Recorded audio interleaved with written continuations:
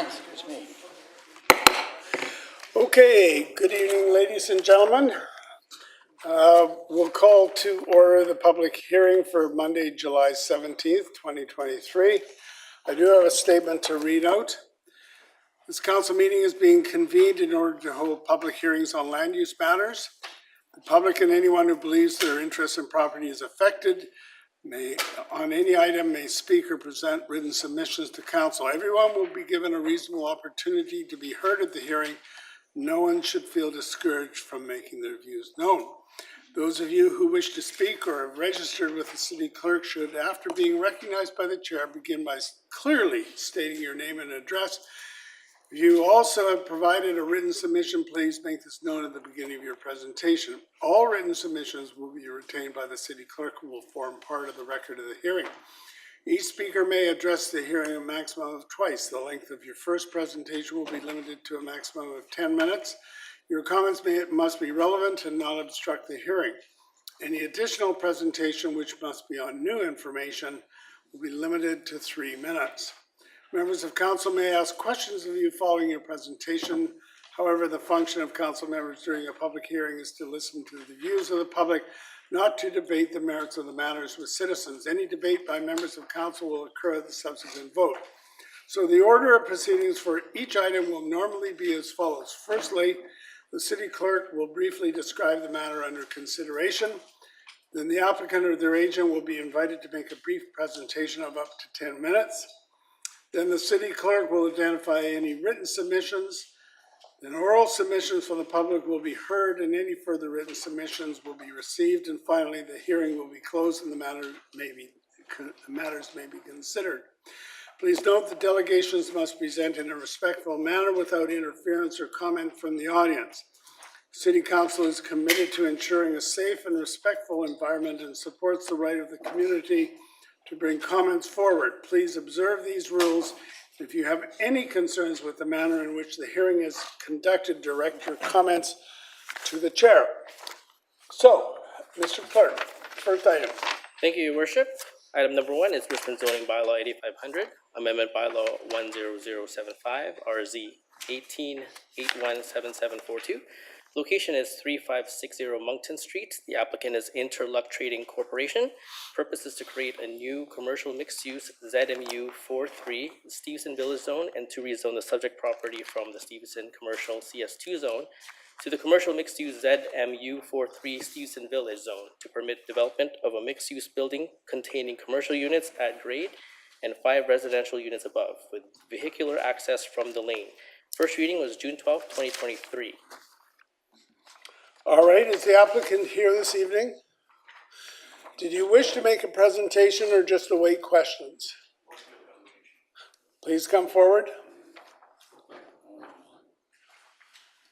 Please have a seat at the seats. Pull in the microphone so everybody can hear you properly, and you have 10 minutes.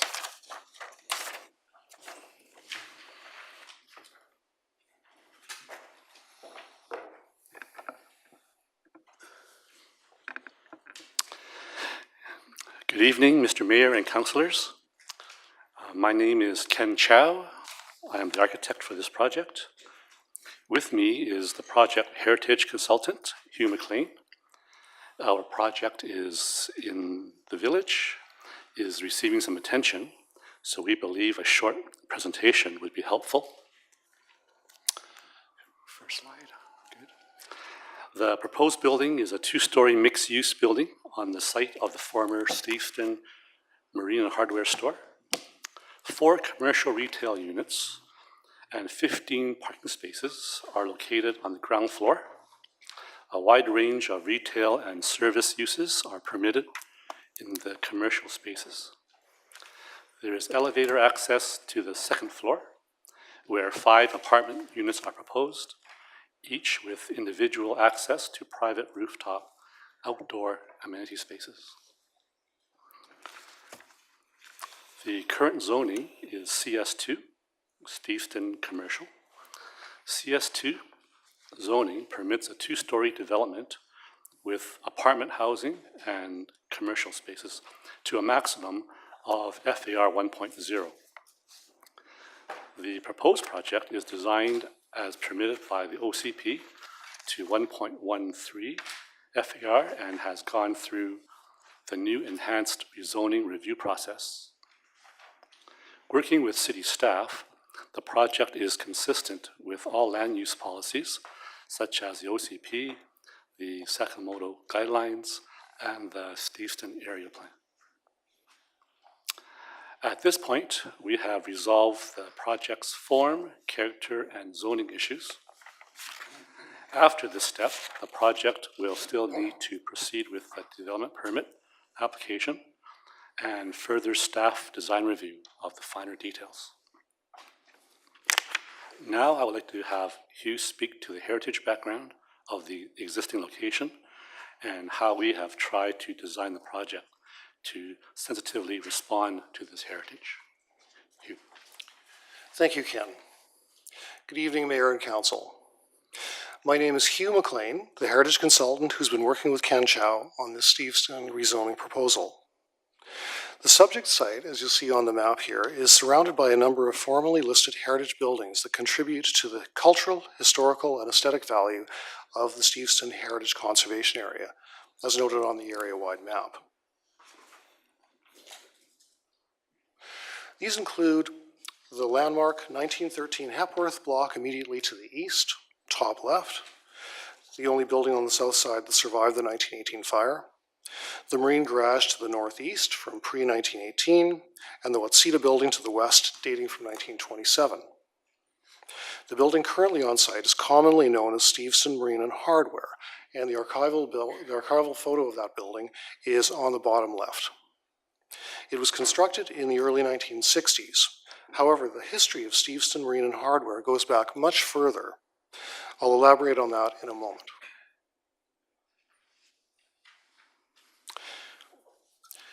The earliest survey plan from 1892 shows the distinctive commercial area between the Fraser River and Chatham Street. The lots were larger than the residential area to the north. It's these lots that form the basis for the historical lot lines that guide new development in the Heritage Conservation Area. The subject site, as seen on that survey, comprises 3 historic lots. There's one full lot and a half lot fronting Moncton Street, and one full lot fronting 2nd Avenue, making up the south part of the subject site. The fire of 1918 took out virtually all the buildings on the south side of Moncton. It affected how development took place on that side, beginning in the 1920s with modest-sized commercial buildings. Essentially, there wasn't much difference between pre- and post-fire development, and unlike other cities like Vancouver that required brick or stone exteriors after its fire, the commercial core of Steveston remained a collection of small wood frame and wood-clad buildings. These are the fire insurance plans and the Waterworks Atlas, which is an excellent source of information. The Waterworks Atlas on the right shows how the subject site was developed early on. Shortly after the 1918 fire, a single wood frame building was built at the corner on what shows as Historic Lot 4. There was also a residential extension for the family of Matsu Tanaka. They were the ones who established Steveston Hardware and Marine in the 1920s. The fire insurance map from 1960 on the left shows how the site was fully built out, with an extension to the west that, together with a residential extension that was added in the 1920s, covered much of the east half of that historic Lot 4, and also Lot 5, part of Lot 5. These are 2 critical archival photos that contributed to the heritage review of this development. This shows the historic Tanaka building at Moncton and 2nd in the left, and the building is there roughly center left. You can see it at the corner. Built in 1928, Matsu Tanaka was a fish broker and hardware merchant and the founder of Steveston Hardware. He and his wife Matsuya and their son Maseo lived at what was then addressed as 44 Moncton Street. Another photo from around 1942, which you'll see on top left, top right, is when the property was forcibly taken from the Tanakas and sold to John Leach of Steveston, who later expanded the building to encompass much of the site. And he was the one who built the building we see today. Archival air photos have also been valuable in contributing to the understanding of the site. The evolution of the site, including the historic Tanaka building, is illustrated by this slide, and the expansion by John Leach in the late 1940s or early 1950s can be seen. There's a small storefront extension to the west and an expansion to the rear as well. The frontage of the building we see today on Moncton Street that Leach constructed mirrors the frontage of the earlier building, but of course in a much more modern form and style.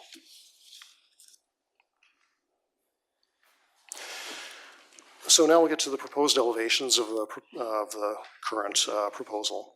It's the evolution of the earlier buildings on this site that you just saw that forms much of the basis for the design rationale for this project, as presented in this slide. While this project does not follow the historic dashed lot lines that are set in the Steveston area plan, it does follow historic precedent, which is described in my report as the historic lot expression. The historic retail expression is what the proposed design draws from, namely a prominent corner building with a corner entry orientation, large storefront windows with some single-placed windows, and a distinguishable retail frontage on Moncton Street. It acknowledges the historic collection of two buildings, the original corner building and the extension to the west that includes the Tanaka's living quarters, ultimately expanded by John Leach. The proposal makes good use of color, material, window pattern, storefront design, including corner orientation, and subtle differences in the height through the use of parapets. Combined, these achieve a creative and visually interesting project that respects the historical evolution of the site while not making any attempt to copy or use false heritage as the basis for its design. In particular, the small section storefront to the west of the main corner-oriented building, which is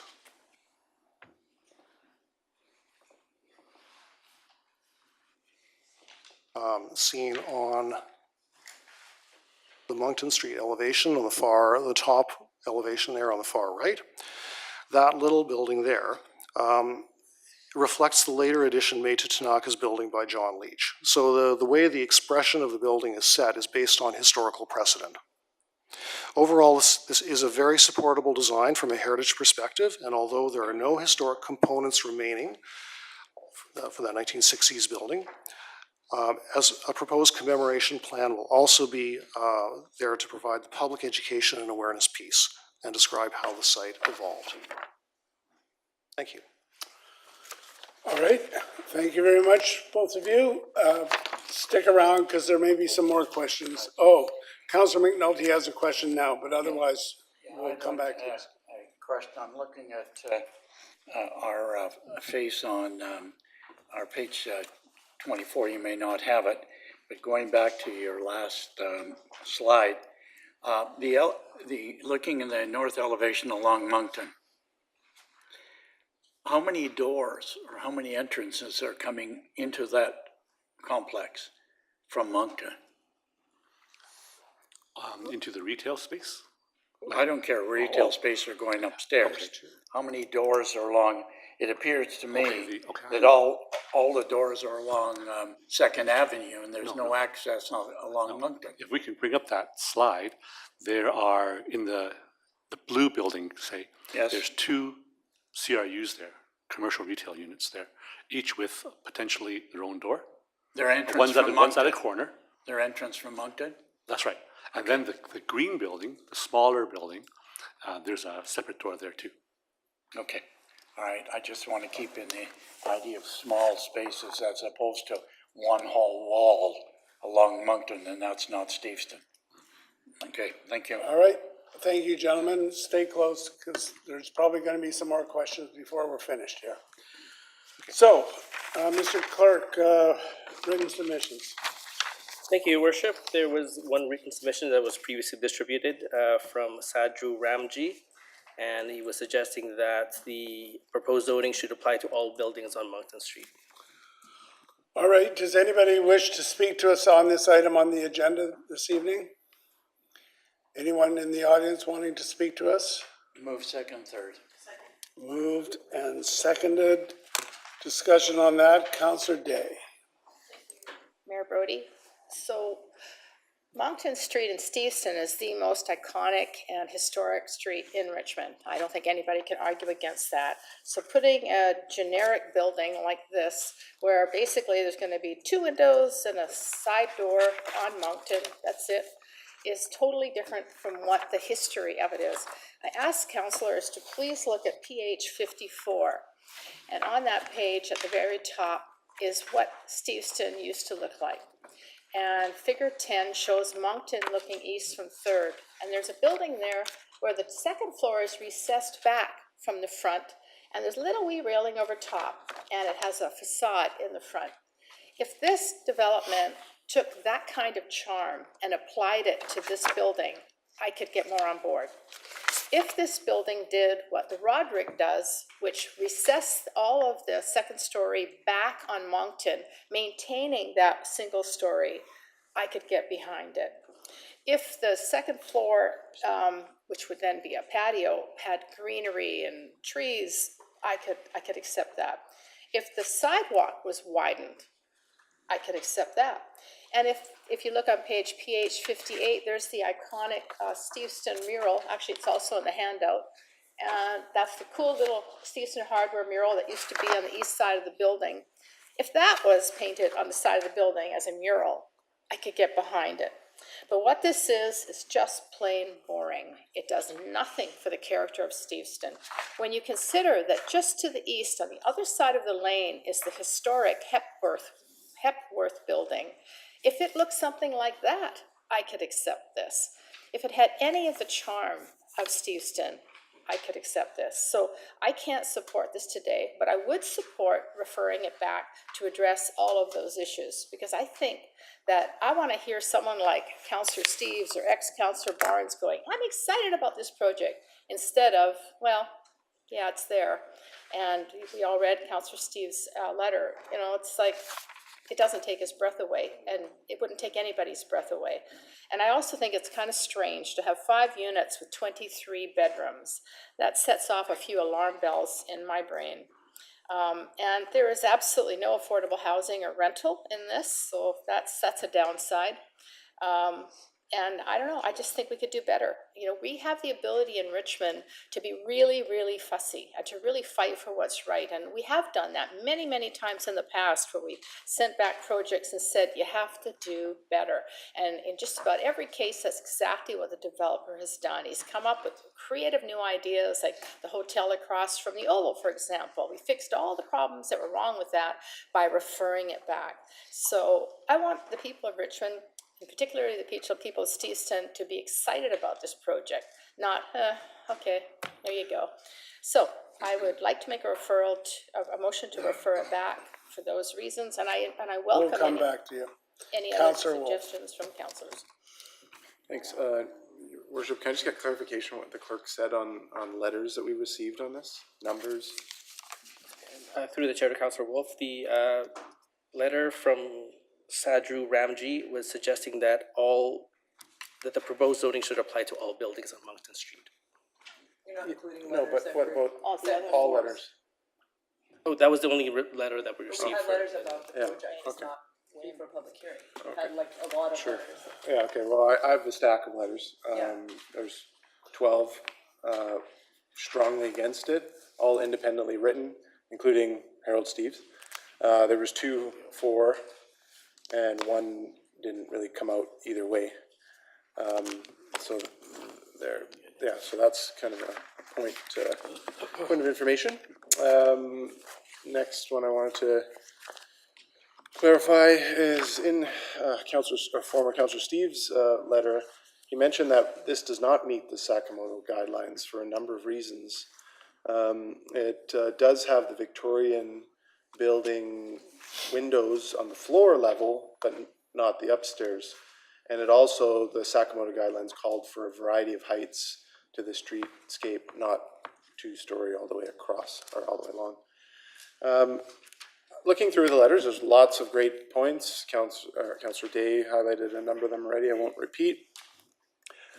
I actually think there will be rentals in this type of a project, but there'll be the Airbnb style of rentals that will likely fall in those upper stories. I'm quite surprised there's not more discussion, I guess, from the public or from councillors who've previously kind of supported heritage.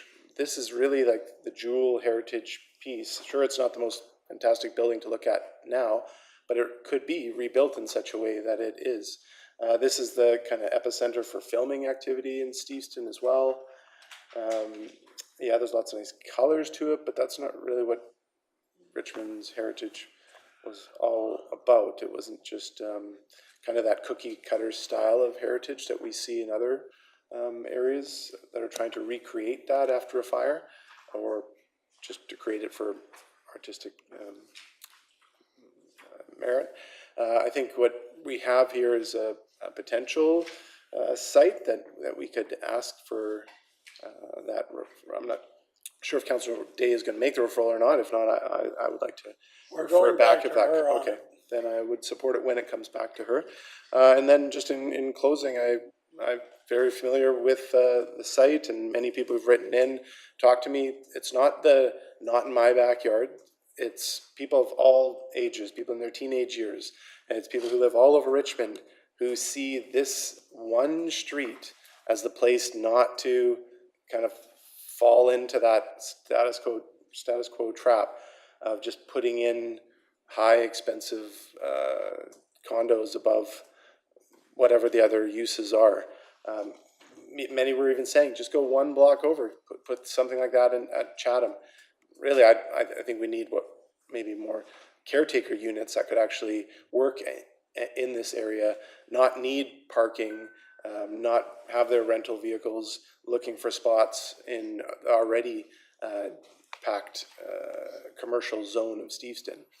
People go to Steveston because it's so unique. It won the best community in Steveston, not just for the great residents who live there, but some of these unique features that bring people back. We could see how big the fight was just to get rid of Padjo's. Well, this goes back, predates Padjo's by decades. So I won't be supporting what's in front of us today, although I like the features of it. This is just not the place for it. Thanks. Before we go to another speaker to staff, Sakamoto guidelines, does it comply? Yes, through your worship. The application went through the enhanced design review process and complies with both the Steveston Village Area Development Permit Guidelines as well as the Sakamoto Guidelines, which do permit 2 stories. They do speak to a variety of heights throughout the streetscape, but this building as proposed would comply. Councillor Glanders. Thank you, Your Worship. Just following up on that question to staff. So if the Sakamoto guideline specifically is that we have some buildings that are 1 story, some that are 2, some that are 3. So if every building can go to 2 story just because 2 stories allowed, then in the end you don't have what Sakamoto guidelines is, because you won't have the varying heights. So that means it isn't compliant in that way. Anyway. So I just want to say I have got a couple questions for the applicant. If they could come back up. If the architect could come back up. We're finished. I thought, is only the public that would ask to that? Okay, the motion is on the floor. You dismissed them and you said people might have more questions for you, stay close, so I thought there was going to be an opportunity. Yes, but I contemplated that would be before a motion is on the floor. Once a motion is on the floor, that's it. That's it. Okay, well, then I'll just make my comments about it. That's too bad, because there's some questions that could possibly go to the referral. So when you look at the diagram of what the new building will be compared to what's there now, the one thing that really stands out for me, and I'm not a designer or an expert in the field, but in that the Wachsida building and the building where Jubilisto is, and the existing Steve Orr Hardware building, they're all recessed back. They're all recessed back from the sidewalks. There's a wider sidewalk with a cover over it, and so eliminating that feature changes that streetscape. So people will be walking along in the rain on this one block where you have cover, and then there'll be no cover. So it kind of dwarfs the features of the Wachsida building, in my opinion. So I would love to see that storefront section recessed to be more historical for this block. I think that's really important. And I would have asked the architect if they had considered that before, or what their professional opinion on that was, and if it does or doesn't dwarf that. The other question I would have asked was, is there any way to entice or incentivize a hardware store to getting a lease in one of the commercial buildings, offering a special rate or feature to someone who was going to do a hardware store? That would be a really cool feature for Steveston. The other question I would have asked was if there was any consideration to increasing the number of units on the top story, so instead of having 5-bedroom unit place, because I know that parking was an issue, so you can only have so many units with so much parking, but perhaps if we did smaller, just like 2 or 4 of them be rental units, then you'd get a break on the parking. So that would be better for providing some more housing. And then can I ask a question of staff or no? Staff? Okay, so for staff, is there anything that we can do, planning staff, to work on having varying building heights throughout Steveston? So if it's not affordable to redevelop a building as a single story because it costs money, so now you've got to always add a second story to have some housing to sell in order to make it financially viable, could there be some sort of a study or referral done on that, just to how we can maintain some single story buildings like financially? Yes, through your worship to Councillor Galanders. In fact, the nature of the heritage conservation area with a number of heritage protected buildings that are 1 story, which would be intended to remain and be restored or have been restored, would provide some of that variation by nature of the fact that they are 1 story, so enabling some of the newer sites to redevelop to be at 2 stories. Okay, Councillor Liu. Thank you, Worship. This project's been before us before, and it was sent back originally because some people didn't like the design. Some people were concerned that it had too many Juliet balconies or something. They didn't like the look of it, essentially. So it's gone back. It's gone through a really, really rigorous process to go through Heritage Committee and to figure out something that's really going to be an enhancement. And to me, when I look at the pictures, I think it does look quite similar to the Tanaka building, but not a copy of it. I think it gives a nod to it. I think it gives what you're looking for, that feeling for it. We walked by it last night. My kids and I were going for dinner in Steveston. We do love the oversized awning that's there that protects people from sun. And I would actually love the city to look at embracing the use of arcades, building out further, tucking things back for your first floor so that you have that covered space. It's covered from the elements, from rain, from sun, and you've got this nice walkway underneath, but then you can actually build out even further the second story, and you're using up more space. You're getting to house more people, you're getting more efficient use of your land, and you get the public space of the protected space underneath. I know parking is the reason why there are larger units in it, and I grew up in a 5-bedroom house. I had 3 siblings, and none of us luckily had to share a bedroom. And I know there's lots of people out there for whatever reasons, especially in amalgamated families. People don't want to share bedrooms with their siblings or step-siblings. And I don't know what kind of red flag that is, having a 5-bedroom home for you and your family. And actually, when I mentioned that there's going to be residential spaces there, my youngest said, "Oh, can we buy a place here?" I'm like, "What, so we can have vacation home in Steveston instead of Westwind?" But okay. But he thought it would be a nice place to spend time and to have a place. And I think this really is quite different from the first one that came before us. There's a lot of thought that's been put into it. We can keep kicking every project down the road and say it's not exactly this or exactly that, but we don't get anything else. We've had this empty, formerly a hardware store in Steveston for ages. If it were going to be feasible to have a hardware store there, someone would put one there. There's an empty building that's been sitting empty for years. I'm sure they would have been happy to have any tenant in it doing anything, but there isn't. I don't go to the hardware store that often, so the amount of times I would either go into Steveston or Rona, it's not that different. It's not enough, certainly not enough to support a poor person trying to maintain a business there.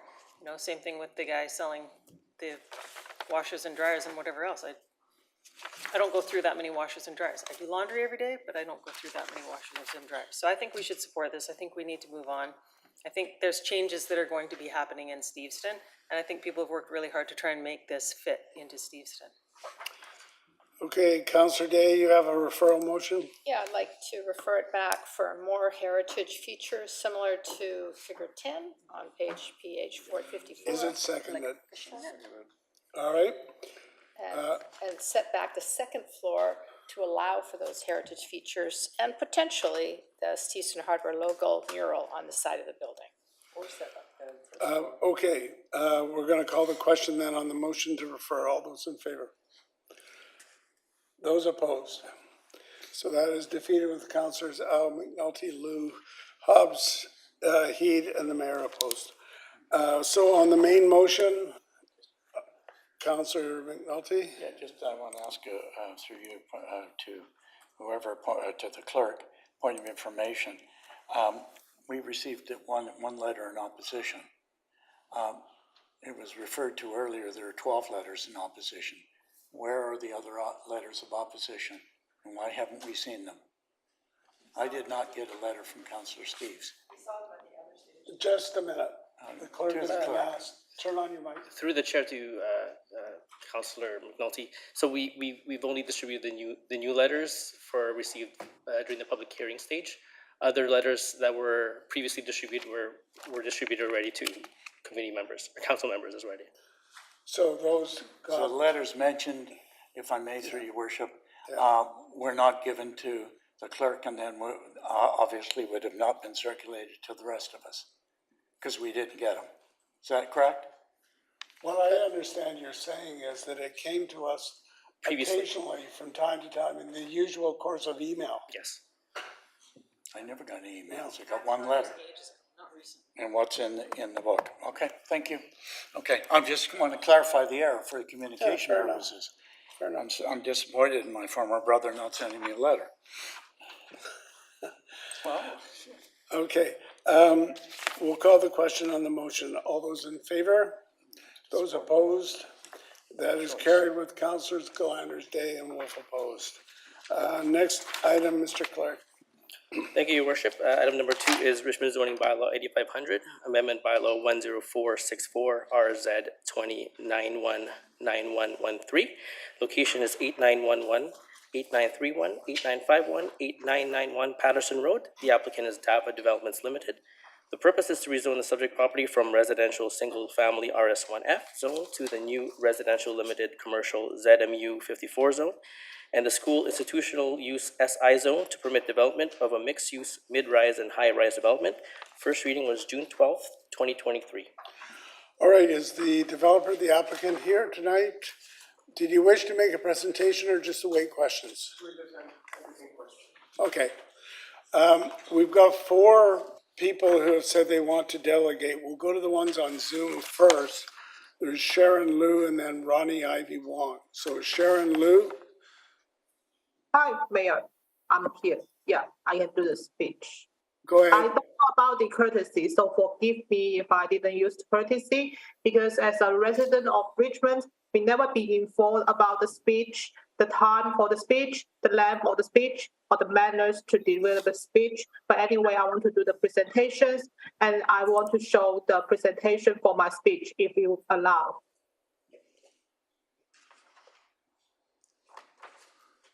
Are you asking us to do something? I'm trying to share my screen so that you can see the style I prepared for this speech. Okay, And then you go can start to ahead. count the time. The time is already counted, so I don't know why. Go ahead. Yeah.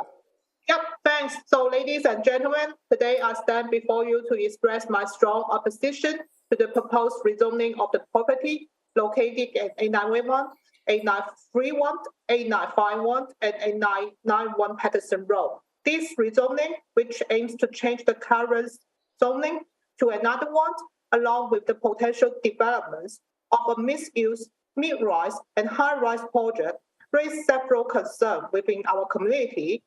So, based on the City of Richmond's official community plan, City Center Area Capstan Village Plan that is dated 2031, These properties are designated as urban center T5, which predominantly allow medium-density buildings of 6 stories or less. The current rezoning proposal, however, contradicts this plan by suggesting a potential development of a mixed-use, mid-rise, and high-rise project. It is essential to consider the goals of the city center area plan when evaluating this rezoning proposal. The primary objective of the CCAP are to build community and build green. The proposed projects, on the other hand, pose significant concern regarding the disruptions of the existing green landscape, disruptions of the community peace due to noise, traffic, and construction pollution, strain on existing infrastructure, increased traffic congestions, and potential environmental impact. Furthermore, the project may erode the character and identity of our community. Moreover, I would like to draw attention to the developer's closed portfolio, which showcase predominantly low-rise buildings in Richmond. The ability of the developer to handle a high-rise project without compromising the existing Patterson Neighborhood Park's landscape and without disturbing the obstructions, the sunlight of the neighboring property, such as our property, 8988 Patterson Road, is questionable. The size and the width of the Patterson Neighborhood Park are considerably much smaller and narrower than the surrounding neighborhood distance between two medium high-rise buildings. Therefore, if rezoning is permitted, the construction of the mid-rise and high-rise building in close proximity to existing residential properties will compromise the privacy and access to natural sunlight for affected homeowners. Such a loss of privacy and reduced sunlight can significantly impact the quality of life and well-being of residency. Considering the above points, I urge the City Council to carefully reconsider the rezoning proposal, ensure that it aligns with the City of Richmond official community plan, City Center Area's Capstone Village plan that is dated 2031. It's crucial to prioritize the well-being and interests of the community and protect our neighborhood's green space, peace, infrastructures, and characters. First and foremost, we must consider the preservation of the residential characters of our neighborhood. Introducing a mid-rise, mixed-use developments, high-rise, including mid-rise and high-rise buildings, would disrupt the harmonious low-rise residential structures and negatively impact the quality of life for current residents. Another significant concern is the potential increase in traffic congestions. The introductions of the high-density housing and commercial activities will inevitably bring more vehicles to the area. However, the existing infrastructure is ill-equipped to handle such an influx, leading to additional strains on the local roads and posing safety hazards for pedestrians and cyclists. We must prioritize the safety and well-being of our community members. Furthermore, the proposed development will place a burden on local services such as school, healthcare, facility, and public transportation. It is crucial to ensure that our existing infrastructure can adequately support any future growth and address the needs of the current community. By allowing the rezoning and subsequent development, we risk overwhelming our already stretched resources. We cannot overlook the environmental concerns associated with the high-rise buildings. The construction of such structures often result in the destruction of green space and ecosystem. Our community values its natural surroundings, and it's our responsibility to preserve them for future generations. The proposed development would potentially lead to the loss of trees, habitat fragmentations, and negative impacts on local wildlife. We must consider the long-term ecological consequences. Therefore, I implore you to consider the following points during the hearing and in your decision-making process. First, to provide a platform for community members to voice their concern and opinion. It is vital that you have a comprehensive understanding of the community wishes and concerns before making a final decision. That's why I kindly request sufficient time and opportunity be allocated for community members to express their views, whether it's community meeting or online platforms. For example, none of our community members understand they have the opportunity to deliver a speech for 10 minutes. We just assume that we have like 3 to 5 minutes. We've never been informed about the manner to deliver a speech in the public hearing and about our rights. Second, conduct a thorough impact assessment. It is essential to conduct a comprehensive impact assessment to evaluate the potential consequences of rezoning and development. This assessment would encompass various aspects such as traffic, infrastructure, civil services, environment, and property value. By thoroughly analyzing these factors, decision makers can better understand the short-term and long-term implications of the proposed change. It is crucial to share this assessment with the public. We don't know anything about it. And it will enable an informed and constructive discussion during the public hearing, ensure transparency in the decision-making process. I think the third request is to explore alternative options aligned with community needs and priority. As residents, we recognize the importance of development that respects and aligns with the needs and priority of the community. I urge decision makers to explore alternative options that can accommodate mixed-use developments without compromising the residential characters of our neighborhood or overburdening existing infrastructure. By considering this alternative, we can strike a balance between growth and preserving the unique charm of our community. I think the fourth request is to assess the capability of the developer. It would be beneficial to assess the capability of the developer to construct a high-rise project without compromising the existing green landscapes of Patterson Neighborhood Park, as well as without causing disruption to the neighboring properties in terms of lights, privacy, noise, traffic congestions. If evidence can be presented to demonstrate that the developer has the expertise and commitment to minimize potential negative impact, it will be greatly elevated concern and contribute to a more informed decision-making process. The fifth request is to enlarge Patterson Neighborhood Park. Given the potential rezoning and development project, it is essential to address the concern regarding the proximity of the proposed developments to our resident buildings, so the 89AA Patterson Road, to ensure the well-being and quality of life for the residents. I request the Patterson Neighborhood Park be enlarged to create a wider space between the rezoning project and our building. This will not only provide residents with a peaceful environment, access to sunlight, space to enjoy outdoor activity, but also help to prevent any potential obstructions of the fire lanes and minimize the potential disruption to local wildlife and ecosystem. In conclusion, I kindly request that you ensure ample time for the community members to express their views and concerns during the public hearing. By doing so, we can foster a more inclusive, democratic decision-making process. I trust that you will act in the best interest of our neighborhood, taking into the account of the wishes and the needs of the residents. Thanks for all, and that's conclude my speech. Thank you. All right, we have a question from Councillor Wolf. Go ahead.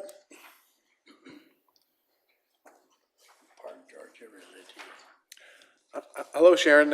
Thank you for your presentation. Just two questions. One, how did you hear about the development project? Did you get a letter from the city in the mail? Did you see the sign erected on the property? How did you get notified? Yes.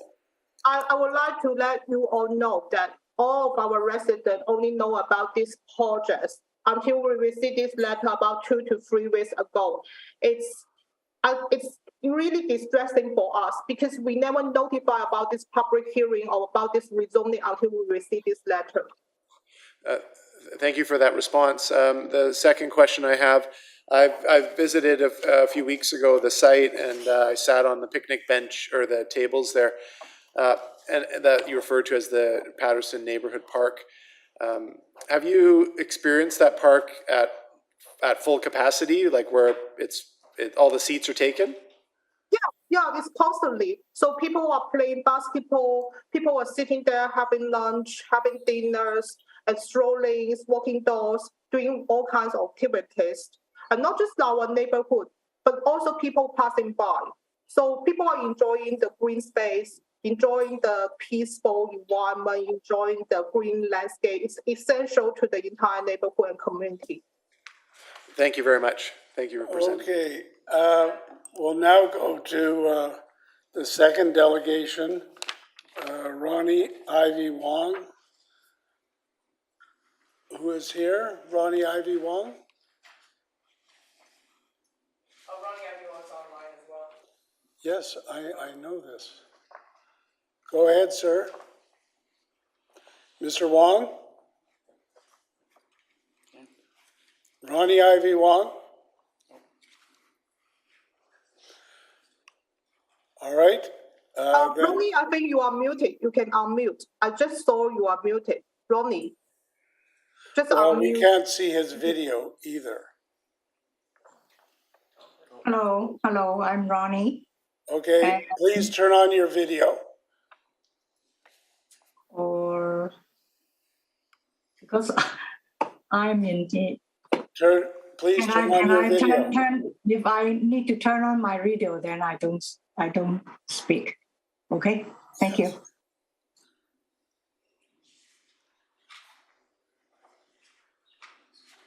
Don't want to be identified. So please turn on your video and unmute yourself.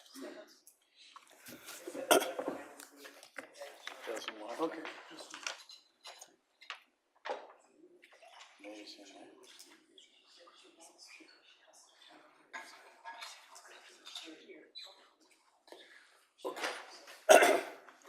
All right, so,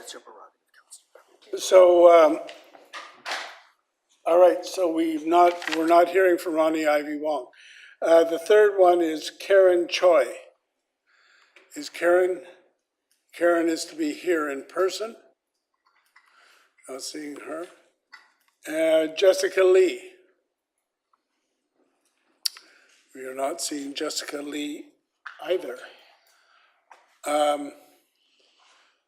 All right, anyone else wanting to speak to this item, please come forward. We'll go to you and then this person over here. You have 10 minutes. Please have a seat and introduce yourself. Yeah. Okay, so ladies and gentlemen, thank you for giving me the opportunity to Please speak today. introduce. My name is Ying. I am a resident at 8988 hold it. Patterson Road. Hold it. What's your first name? What's your full name? Ying DG. Ying DG. Okay. Yeah, I'm not registered, but then I just here want to No, express don't worry my about being registered. Yeah, okay, thank you. I'm here to express my concerns regarding the proposed rezoning of the lot across from my condo and also to address my appeals. While I understand the need for progress and development, it is important that we carefully consider the potential consequences of such a decision, particularly when it comes to the safety and well-being of our community. One of the primary issues we face is the current state of Patterson Road, which separates our condo from the proposed lot. I think Sharon also mentioned it in her speech. Patterson Road, as many of you may know, is already a very narrow road. The limited width of the road becomes especially problematic when cars are parked or loading along its sides. The addition of high-density, high-rise property in the rezoned lot would only worsen this problem. The increased volume of vehicles and residents will place a heavy burden on an already strained infrastructure. What concerns me the most is the potential impact on emergency services. Patterson Road, in its current state, is not ready for any high flow of traffic, let alone emergency vehicles. It will become practically impossible for fire trucks and ambulances. This means that precious minutes or even seconds could be lost in responding to life-threatening situations. So expanding Patterson Road would alleviate these issues and enhance the overall safety of our community. A wider road would create ample space for emergency vehicles to maneuver, ensuring unimpeded access to different areas. This would enable them to respond to emergencies emergencies quickly, potentially saving lives and minimizing property damage. Additionally, I would like to emphasize the need for more visitor parking and ambulance spaces. As our community grows, it is unavoidable that the demand for parking will increase. By allocating more space for visitor parking and ambulances, we can alleviate congestion and ensure that our residents and guests have convenient access to parking facilities. This will not only enhance the overall functionality of our community, but also improve safety and convenience for everyone. Moreover, I would like to draw your attention to the proposed height limit for the building complex. As stated, I think Sharon also mentioned in her speech, as stated in this specific land use map, Capstan Village 2031, the proposed lot is designed for T5 urban center. And in this city center area plan, the definition for T5 urban center, T5, yes, the limits of the height is to 6 stories or less. I think these restrictions actually serves two crucial purposes. Firstly, it addresses the issue of airspace safety. Actually, the new community is actually right situated below the airplane landing off pathway. As we all know, the taking off and landing off, those period of time, it is the most dangerous period of time. So it is crucial to avoid potential hazards for both the airlines and the residents of the new building. By maintaining a reasonable height limit, we can ensure the safety of both air traffic and the individuals living in close proximity to the flight paths. Secondly, limiting the height of the building complex is crucial for the well-being of the residents of 8988 Patterson. The current residents enjoy the luxury of a fabulous city view from their homes, which significantly contributes to their mental health and overall quality of life. Additionally, the northern-facing units at 8988 Patterson benefit from morning sunshine, which is essential for a healthy and fulfilling lifestyle.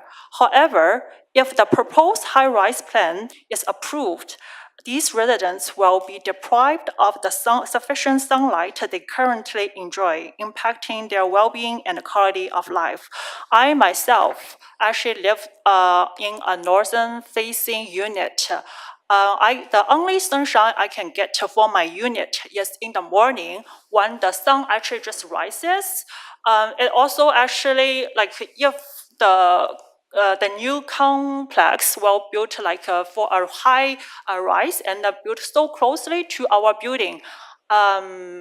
Eventually, we will lose all the sunshine, and we all know that sunlight is the how we get our vitamin D and prevent the depression. So I think that is also very essential for our life. So in conclusion, I urge you to carefully consider the appeals I have presented today, expanding Patterson Road, providing more area for visitor parking and ambulance spaces, and limit the height of the building complex to 6 stories or less, are vital to ensuring the safety, convenience, and well-being of both current and future residents in our community. Thank you for your attention. And I trust that you will make a decision that prioritizes the needs and the concerns of the residents who call this neighborhood home. Councillor Day, you've got a question. Yeah. Hi, thank you for your presentation. I had a question. Are you aware that Transport Canada regulates the height of buildings in that area because of Vancouver International Airport, and that it is allowed to be up to 154 feet tall? I do aware of that, but I don't know if you have ever see how closely all the air flights are actually when they are landing off. I can see them actually landing off so closely to all the buildings. And then the pathway, the current pathway, all the buildings along that pathway are all medium-sized, medium height buildings. So which I think is much safer for all the airplanes to land off. All right, thank you. Thank you. Thank you very much. Yes, ma'am, please, yes, you? And who else would like to speak to us on this item on the agenda? Okay, we'll go to you next, and who else? All right, so you, and then we'll go forward. Please go ahead. Okay. Sharon McGugan, President, Garden City Conservation Society, 7411 Ash Street, Richmond, Mayor and Council. Our society is opposed to the rezoning of the 4 properties on Patterson Road for 2 reasons. One, according to Andrew Peterson's recent letter to the editor, there appears to be a vibrant community in this area, and community is important, and for the permanent ecological loss of a high-functioning ecosystem. I'm speaking mainly about trees, but also the biodiversity that a tree is part of. Richmond's tree canopy stood at 12% last time I heard. It may have improved, and we hope it has. Richmond has been planting lots of trees throughout our city. But each time we lose mature and significant trees, regardless of tree replacement ratios, it is a big loss. One that takes a long time to recover from, because trees take a long time to grow. By the time these new replacement trees can provide nesting or feeding opportunities for birds, the birds may not be there to use them. We all know North America has lost 3 billion birds since the 1970s, and the #1 reason is habitat loss. Each clear cut we do of established mature trees aids and abets diminishing numbers of birds and pushes forward possible extinctions. Our society has struggled with the question of how to mitigate ecological loss in Richmond.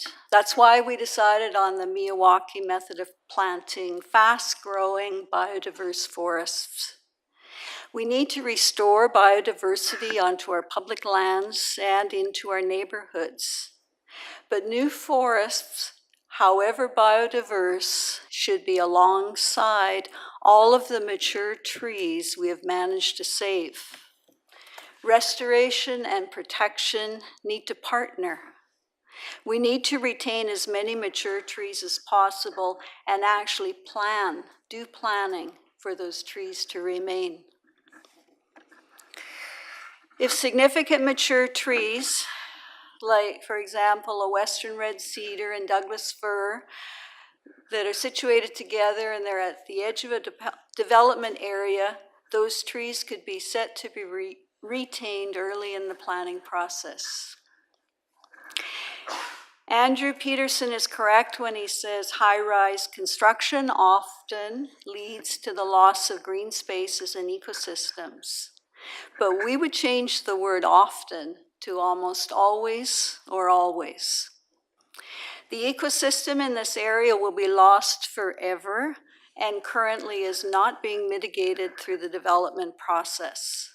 Solitary trees placed at exact distances apart with traditional grass boulevards is not an ecosystem. We could use the Miyawaki model of planting trees with partners, one upper canopy tree with 1 or 2 lower canopy trees planted in close proximity as an example. Also, changing the language from landscaped boulevard to biodiverse landscape boulevard would make a difference in both with what happens on the boulevard, but also how people think about boulevards. The city has planted a huge number of trees on the Garden City lands. But our real success comes when the birds move in. The first time I saw a nest on a boulevard tree beside the lands, it made me feel happy because that bird had found a good home. That's what we want to do, I hope, with the decision-making we do. I want to end with the concept of community.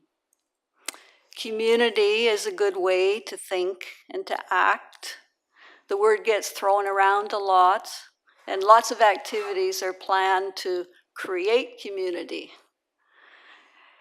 But it seems like there is already a vibrant Patterson Road community. And why wouldn't there be? It is a beautiful area, and it's due to the richness of the ecosystem that the community of humans lives alongside of. We are better as a community when we include our natural world, both in our lives and in our neighborhoods. This means protection and restoration for good purpose. Development is an unstoppable force most of the time. We are losing far more trees and ecosystem than what's just on this development site. But each ecosystem matters, both for the betterment of our lives, but also for the future. That's why it is important to speak. And thank you for everyone in this room who at one time or another has spoken for our beloved trees and the magnificent biodiversity that surrounds them. All right, we have a question from Councillor Day. Thank you very much, Mr. Thagoon, for coming out. Sure appreciate it. I have a question, though. There is a tree report here, and so a number of the trees on the east side and on the north side are going to be saved. So there'll be a linear park along Sea Island Way, and then a bigger park over by a tree area by Garden City. If we were able to save a few more trees, significant trees, could you support it, given that there's 27 low-end market rental homes being built for families? Yeah, no, I noticed that in the report. I noticed in the report that it was mentioned 2 times, I think, that there were a couple of trees that could possibly be saved if the parking garage was modified. But I was a little surprised, like if that's possible to save a couple of trees that are great trees, mature trees, why not just make sure that that change has taken place instead of maybe taking place? One of the residents of that area spoke about enlarging the park. So in that linear area, it's always a good thing. More is better.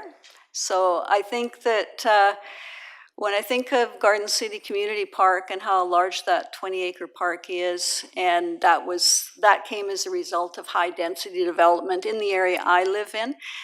But now we seem to be seeing like tiny little parks on roofs, or, it's almost like the land is disappearing. And I think, why not? Well, I would do 50-50, but it would be nice, it would be better for our communities, for our ecosystems, if we actually evaluate, like especially trees that are together, trees and biodiversity together, and try to maximize what we can.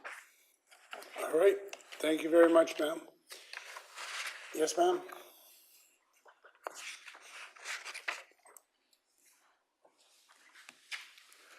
All right, please introduce yourself. You got 10 minutes. My name is Yvonne Bell. I live at 10431 Mortfield Road in Richmond, a lifetime resident. I'd like to express my concerns regarding the proposed rezoning of 8911, 8931, 8951, and 8991 Patterson Road from residential single-family to permit the development of mixed-use mid-rise and high-rises. So the property in question, as you guys probably know, because you guys have all visited it, I know, is really beautiful. And it's quite amazing because right behind is Sea Island Way.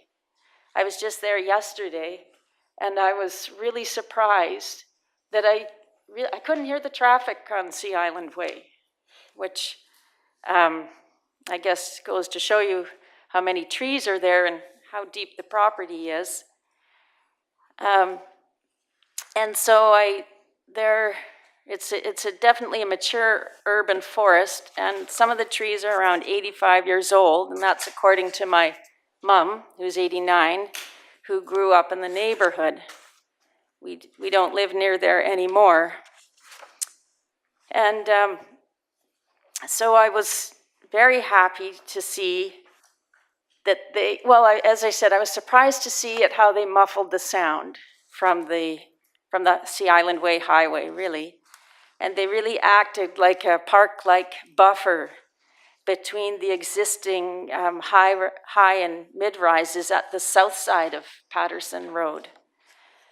And I could see why the residents would be really, really sorry to see something go up in front of them, because it would really thin out that noise buffer.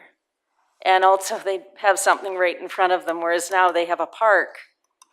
And there's still some really old houses along Patterson Road, and so it really makes for a special neighborhood. Just this one part, it's probably the best. I don't know, it's that whole area called Capstan Village, but it's the best part of the whole Capstan Village. It really feels like a neighborhood. And maybe it's because it's a little bit of houses and high-rises. But my hope is that more existing groves of the large trees can be saved in that whole Capstan Village. There are some, I think, that you were able to save, but this would be wonderful if some of these could be saved too. And that, as you know, that trees are good for mental health. I know we're all concerned about people's mental health. Parks are good for mental health. They're good for wildlife. They clean the air. And they provide shade. As Councillor Liu was saying, in Steveston, it's really nice to go underneath the awnings of the buildings, and it's really nice to go under the shade of trees when it's been so hot for these past 3 months. So in the past, developments have incorporated groves of tall trees, like around Fore Road in Cambie. They were able to keep quite a few large trees in that townhouse development.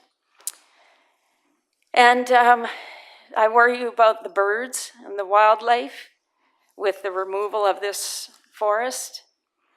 And I'm concerned about removing mature urban forest during, I think we're still in a climate emergency in Richmond here. We've declared that, and I don't think we've removed it. So I think that's the last thing scientists are advising us to do during a climate emergency. And I think that's all I have to say. Thank you. Thank you very much, ma'am. Thanks. All right, anybody else wanting to speak to us on this item on the agenda? All right, I'll take a motion. Move second and third. Moved and seconded. Discussion on that, Councillor Calanders? Oh, did you want to speak as a mover? Hello? I wanted to ask staff a question, Go ahead. if I may, through you, Your Worship. The status of Patterson Road, is that not looked after in terms of a full road for ambulance and emergencies? The staff? Is it for,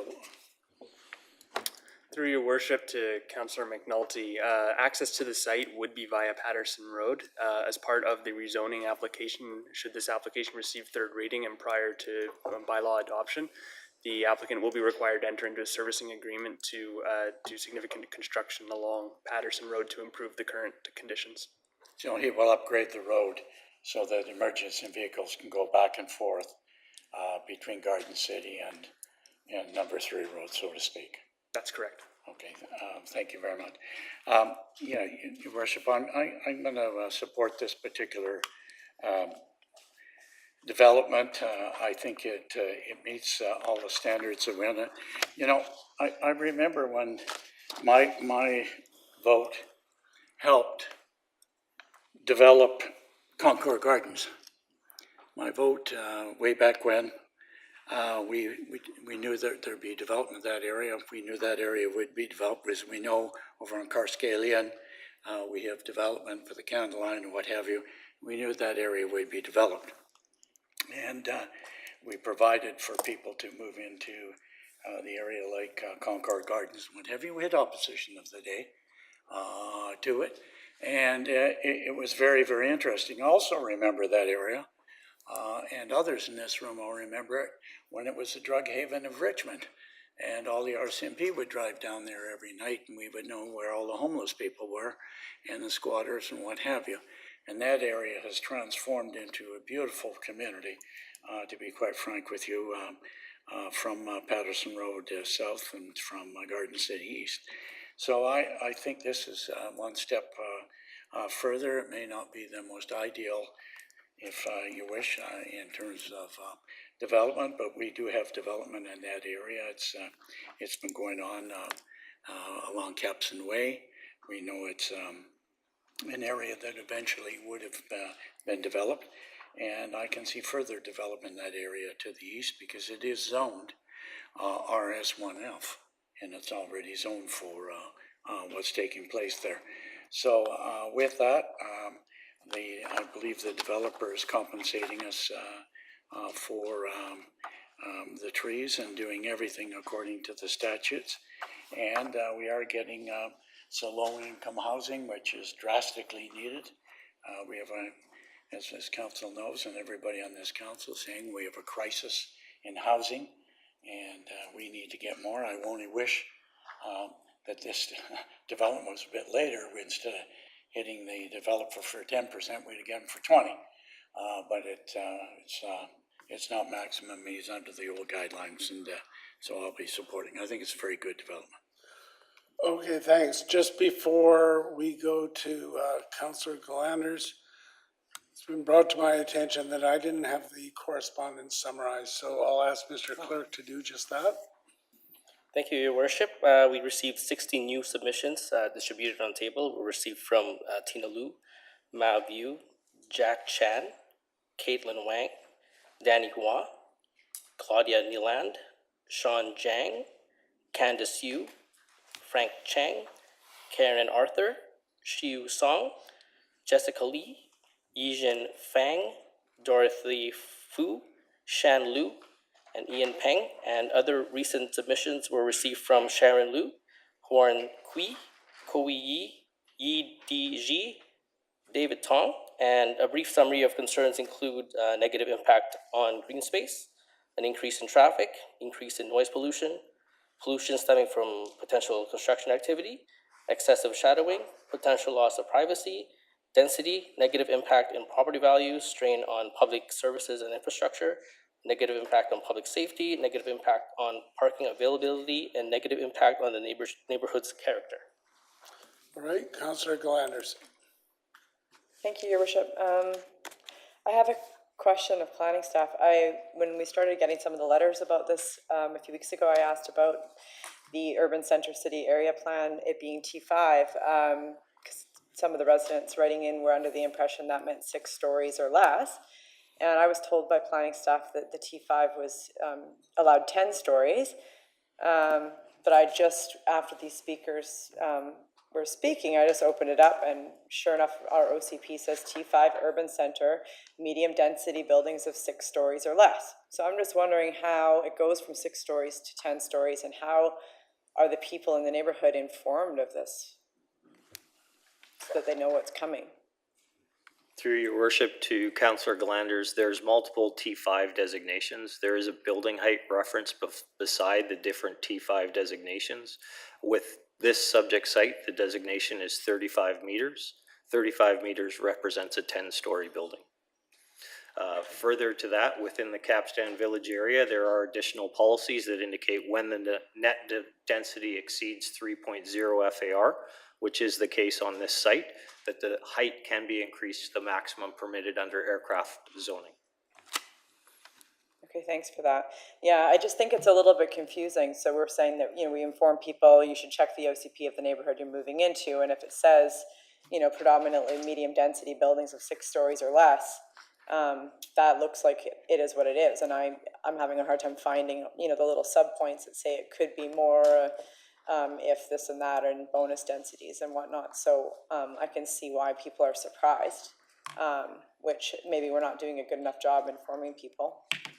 I remember when the sign went up that this property was going to be developed, and it's literally on Garden City Road, where we pride ourselves in being a city that focuses on gardens and having green space. And I think that, you know, we try to do a good job, but, you know, we are in a climate crisis. There is nothing that's more important than the climate right now. We've had the hottest week a couple weeks ago globally on record, and it's only going to get worse. And to have access to shade and trees and to keep a neighborhood cool is so important. I have another, it's more important than a hotel. It's more important than anything. I have another question for staff, sorry. I was just reading, I'm trying to find, is there going to be any expansion of any existing park space? Because if the Patterson Park is already always being used by residents, getting out of their, you know, concrete buildings and out into nature, and we're going to have this increased density, are we increasing the size of the park? Through your worship to Councillor Galanders, as part of this application and as part of the consideration of the Capstan Station bonus, the applicant is providing approximately 830 square meters as public open space. This is going ultimately in the form of a piece of property to be dedicated to the city for the purposes of a greenway along Garden City that'll provide for cycling facilities, sidewalks, and landscape boulevards. Okay, yeah, I do like that. So, you know, I think that we give bonus densities for contributions to amenities like a SkyTrain station. I think we should do bonus densities for keeping mature trees. You know, personally, if I was in the business of developing and I bought that piece of property and I saw an 85-year-old forest on there, I would think, how can I get creative and save as much of these mature trees as possible? There's no way I would be able to, you know, live with myself to put through something that's going to clear cut 63 trees and keep 6. You know, even replanting 30 and the new filled in soil, they're never going to become big and large. So, and I just think as a city, you know, when we have all of this single story commercial that already doesn't have any trees, all of the city center that's all single story, like the car washes and all these buildings that can be turned into high rises without eliminating any trees, why are we allowing a neighborhood to clear cut all the trees to build something that could go somewhere else when we could have done, you know, narrower footprint buildings, medium density, townhouses, triplexes, whatever, something 6 stories or less, something to keep more of the trees. It just seems insane to me in a climate crisis that we keep clear cutting these massive areas of forested trees for our biodiversity. It's just such a huge ecological loss. It's although I don't mind the project itself, I think it's good. I can't get behind where it is being an 85-year-old forest. Before I go to Councillor Wolf, it's been brought to my attention that Sharon Liu would like to speak a further 3 minutes. I'm going to allow that at this point, but I'm going to remind you, it can't be a repeat of what you've said before. It has to be on new information. So go ahead. No, sure. Thanks. Thanks for all the councillor, either against or like for this plan. I greatly appreciate your input. But I just want to like ask Councillor Bills, have you ever dropped a visit to the neighborhood park? Have you ever like talked to our community members who live nearby, who enjoy the peace, who enjoy the trees, as well as all the sunshine from the forest, about the wildlife and what we get from the community? If you talk to us, you will see what we value about it. And I really appreciate Councillor Laura brought this up, because obviously none of us knew about the plan, about this plan, until I specifically addressed to the planning division's Mr. Vibrandras, that he told me specifically in the emails about there's an existing plan. And then I searched the plan, and then I discovered that there is an existing plan about this is designated as Urban Center T5. We are never informed anything until I got this letter from the city. We did not inform at all. We don't have the ability. We don't have the opportunity to speak for ourselves. We don't have the opportunity and the platform to express our opinions. As a resident of Richmond, I was really disappointed about that, to be honest. Thanks for that. All right, thank you very much, ma'am. That is not new information. I think you talked about that before, as did others. Councillor Wolf. Thank you. Your Worship, I will speak at length here a little bit, because I will, and I have lots to say. I thank those who wrote us letters. There were 21, and I went back to all of the records that I keep. There was no letters before that, so that would be 21 strong opposition letters. None for. Not a single person said cut down all those trees and put a hotel there, because probably it's cheaper to do the Airbnb route than hotels these days. I want to correct a couple of things that were just stated. So I believe one of the councillors asked a question about, will there be improvements for ambulance access from Garden City Road? Well, no, because the ambulance is not going to drive on this narrow shared pedestrian access. And if you look on page 122, these 4 properties that are being developed, they're the end of Patterson Road. The properties to the adjacent to this, that's where there's going to be improvement to the width of Patterson Road, not these ones. This development's going to clog up Patterson Road and make it not pleasant for anybody. And because of this staging of this development, and then later on we'll get a developer saying, oh, let's do the next couple properties, we're not going to get the park. We're not going to get the added outdoor amenity features because, hey, this one here didn't do it, so why should we have to do it later? It should be done right now, and it shouldn't be a greenway. You can look on our page 113 in the report. Those other 21 trees might be removed because they're going to be in conflict with the greenway works, the digging up and the re-elevation and the landscaping of grass. So it's actually 84 trees on site. All 84 trees are going. They're only going to, they're supposed to replace 128 in this report, but you can tack on an extra 42.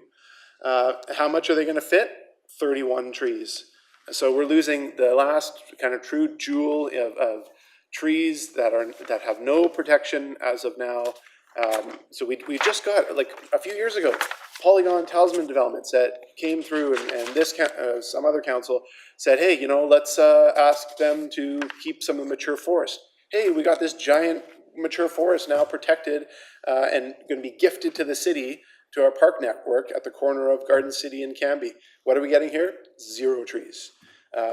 What are we getting to tack on beside the existing Patterson neighborhood park?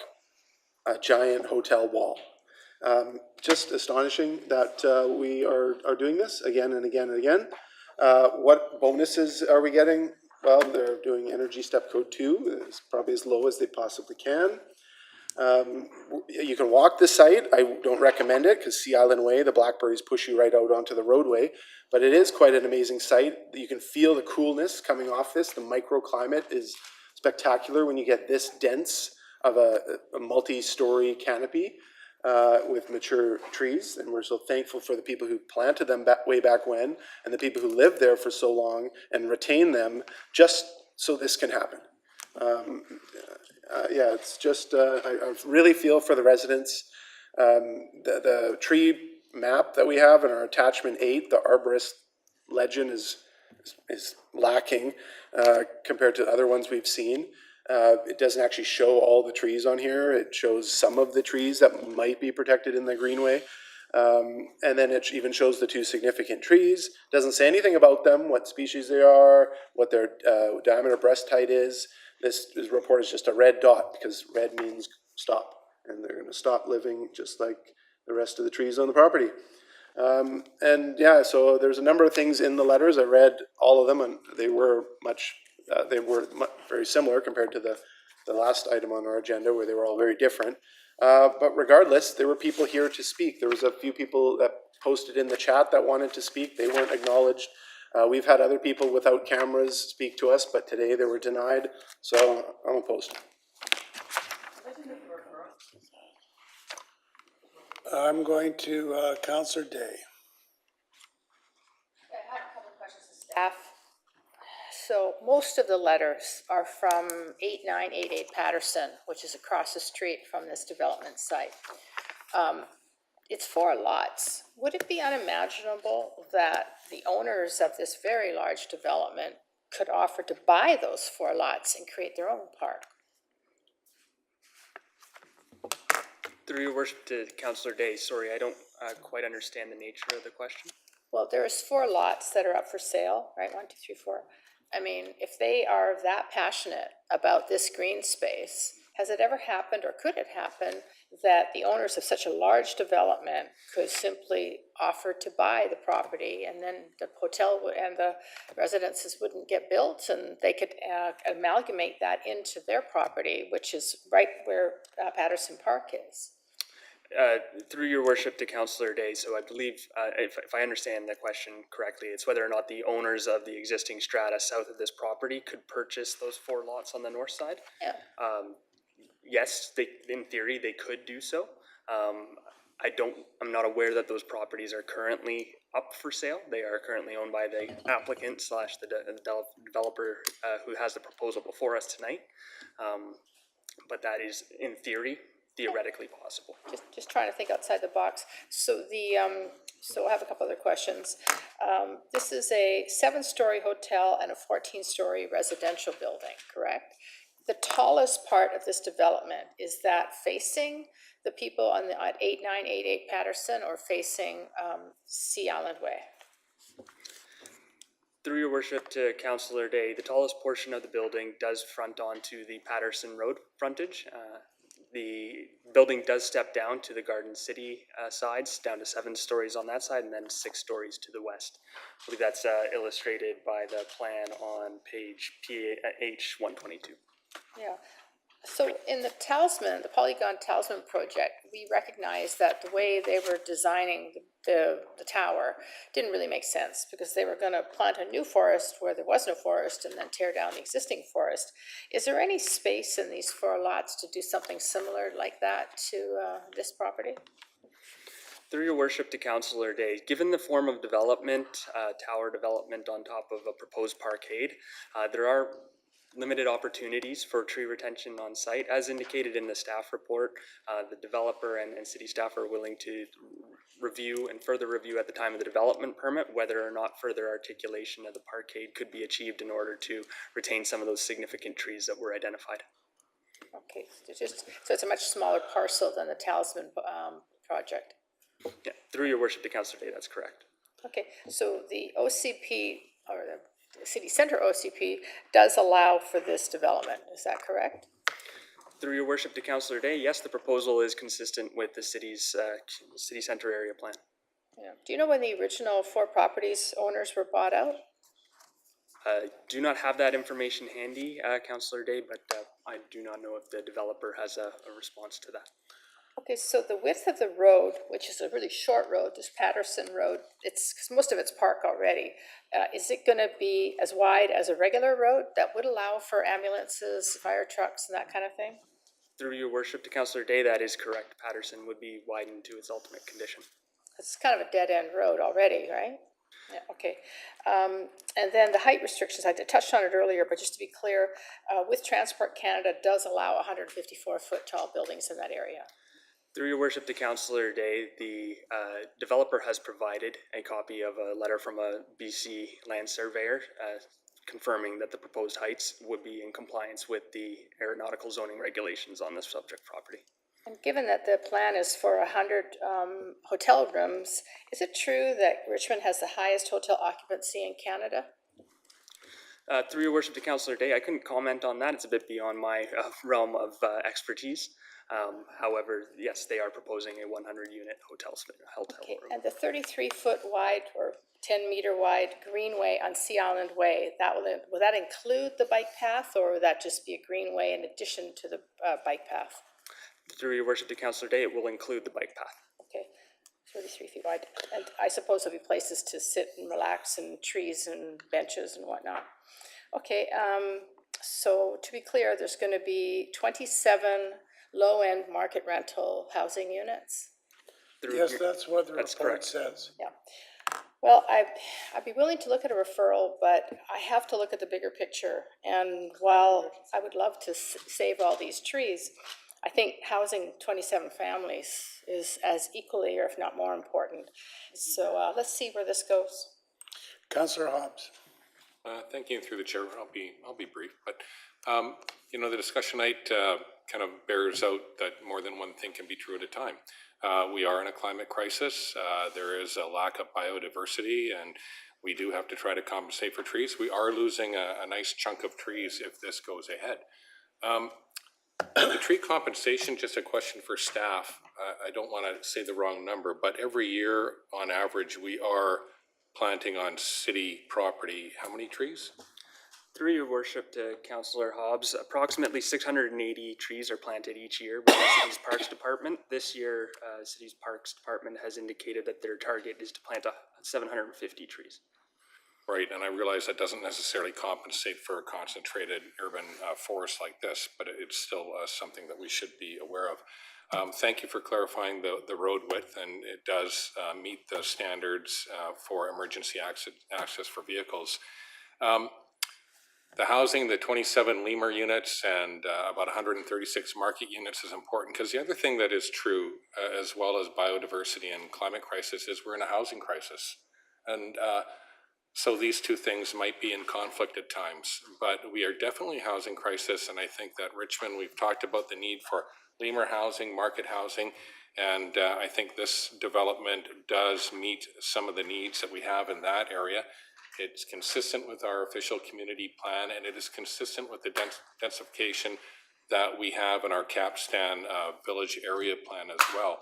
So that's fairly well established, and I think that although there is a loss of some biodiversity for this, if it goes through, I will be supporting it tonight. Thank you, Your Worship. Councillor Al. Yes, Worship, I have to ask two questions first. First of all, my understanding is that the building, this one, is about 1/3 higher than the other buildings in the neighborhood. Is my interpretation correct? Through your worship to Councillor Al, the current proposed building is 14 stories in height. There are existing buildings south of the subject property that are approximately 12 to 13 stories. Okay. Well, anyway, it's higher than the other buildings. And my second question is now, one of the speakers, Sharon, mentioned that she would accept a kind of a compromise, if it can be called a compromise, that the park, the neighborhood park, Patterson neighborhood park could be bigger. I mean, again, you know, has that idea or that option be explored? Through your worship to Councillor Au, as I indicated earlier, the proposed plan does include incorporation of about 830 square meters of public open space on the site. That is located on the north side of the property, not adjacent to or an expansion of the existing Patterson Park space. With council consideration or as part of the direction, staff could further work with the applicant to review that as a possibility. But again, at this time, that couldn't be done without consultating with the developer. Okay, good. So, well, I think perhaps, we should address that that proposal. When this went through the council, I was reluctant. And I said that, I'm only supporting this reluctantly. I have some concerns about the traffic and also the location for a hotel. And also, I think that the trees, the almost clear cut of all the trees is also a concern. And I said that, I want to hear at the public hearing what the people in the neighborhood have to say. And probably, I think they come forward. I think they spoke very loudly and clearly that they don't like this. And I can sympathize with them because if you look at the whole thing, they got nothing. So the new development site would get everything, but the people who are already living in the neighborhood, they got nothing. Nothing is good for them. So I won't be supporting the current proposal, and I would support a referral motion that we go back to the discussion, especially addressing the expansion of the neighborhood park. Councillor Glanders. Thank you, Your Worship. I would like to propose a referral to staff to investigate retention of the 21 trees, redo the plan for the linear park and cycling plan to incorporate the existing trees instead of cutting them down and starting. All right, so that's moved and seconded. Okay, I'm going to call the question then on the referral. That wouldn't stop the development, that's just for staff to work on. It would stop it. It would go back to staff and we'd go back to the planning council and public hearing.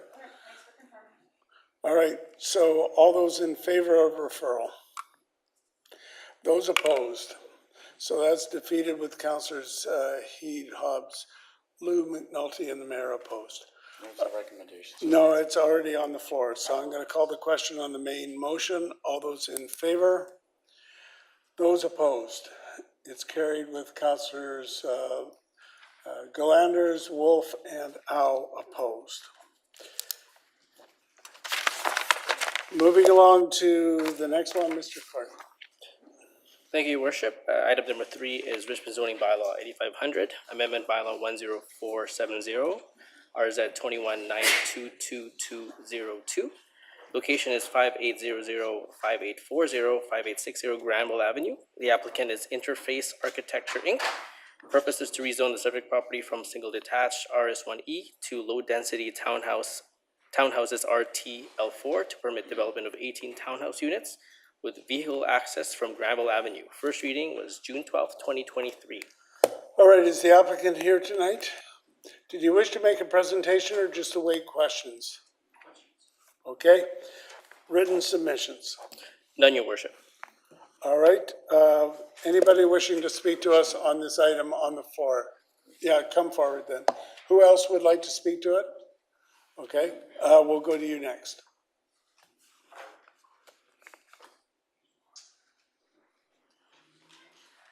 Mr. Mayor and Council, my name is Corisande Percival Smith, and my address is 5760 Granville Avenue.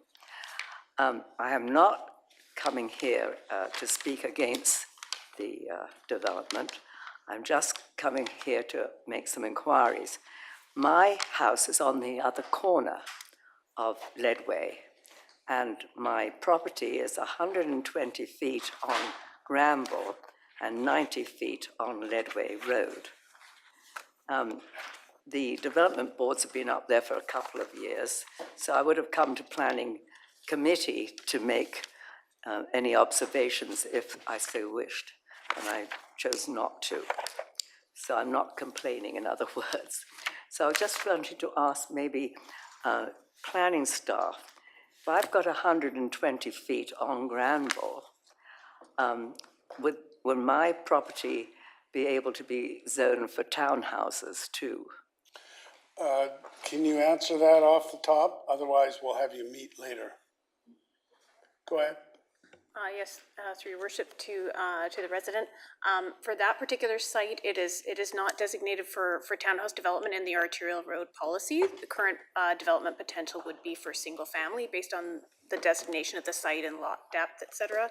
However, through the OCP review, which is underway, there are looking into the single family areas to look at further development potential. So at the current moment, no, but through the OCP review process, there is potential for other things to come up.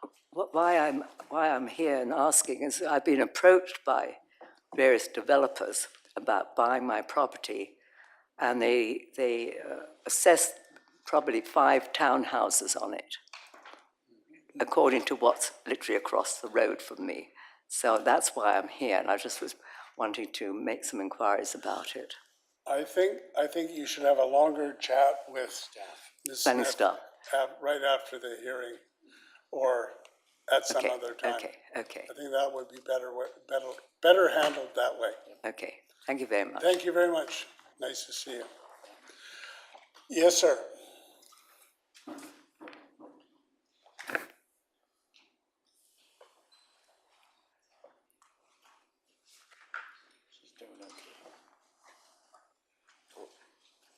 Oh, hi. So I'm Zonghao Cai, and I'm the resident of 5880 Granville Avenue. So I'm right beside. I'm pretty much the neighbor right beside the land that is going to be developed. So I have one concern that I wanted to address. Currently, there is only like 3 residents at the area, and when the land will be after the land develop, there will be more traffic for sure, since there will be more people living in there.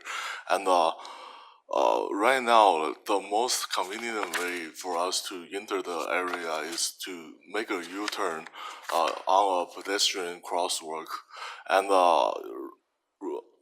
right in front of it, there is a bike lane and there is a bus stop.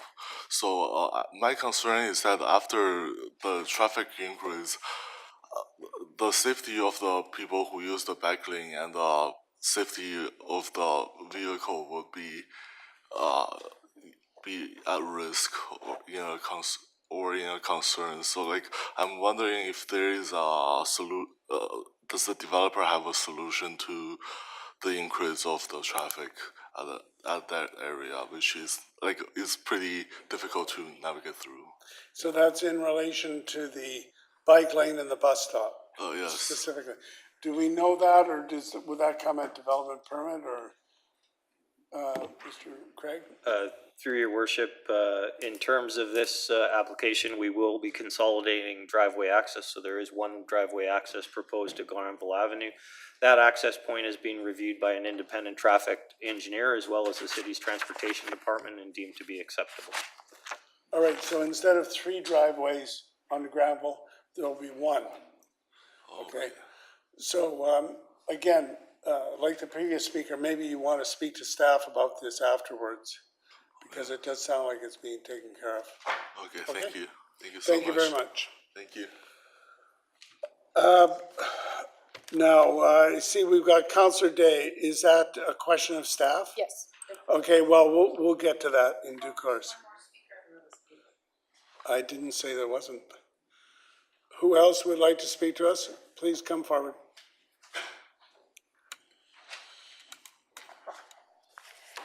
My name is Yvonne Bell. I live at 10431 Mortfield Road, Richmond, BC, V7A2W1. I'm speaking in regards to this, my concern. One of my concern is the home at 5840 Granville Avenue was built in 2011. It's only 12 years old, and it's 3,984 square feet, 5 beds, 5.5 bathrooms, and it's going to be torn down. I just think this is unconscious. I don't see how this is sustainable for our landfill and for our earth. It's just so wasteful. That was one of my thoughts on this. And another is that I'm a cyclist, it's on the bike route. And so usually I figure houses have two cars per house. So it's going from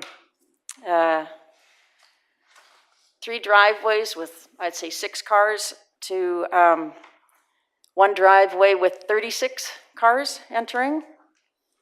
So that's a substantial increase in traffic, as the last gentleman figured. I was wondering if, from a cycling point of view, if this does go through, if it could enter in off of Leadway. That would be then, because as cyclists, you're already prepared for the cars to be coming into Leadway. But with it coming in off of Granville, then it's a second one turning in front of you. And as I said, would be about 36 cars. And I would hope that that again, there's lots of hedges on that corner, there's lots of trees, I should say, on the corner lot. Those houses were built in 65, the ones on the last two, 5800 Granville and 5860 Granville were built in 1965, so they have mature trees, hedges, and I'm hoping that those could be kept when this development goes through. Again, many developments, they'll keep a single tree. They keep too few trees. They'll keep 2, but that's about it.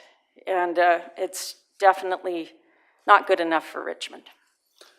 All right. So those were my concerns. Thank you very much. Let's ask staff, what about demolition of relatively recently constructed houses? Do we have regulations around that? Yes, through your worship. The city does have a salvage program, or like both a program to look at potentially relocating homes, but it can be constrained as to whether or not there is a crawl space to enable moving them. If a home does need to be demolished, there are requirements around recycling and salvaging of elements of the. Okay, what about the possibility of having the entrance way off Leadway? Yes, through your worship, the OCP's arterial road policy does require for townhouse developments that the access be on the arterial road. The proposed driveway location was analyzed through by the city's transportation department and an independent traffic engineer to ensure that the location was acceptable. In addition, the current location does also enable future access for the neighboring property to the east should they consolidate and redevelop. So a number of variables that do tie together. All right, Councillor Wolf.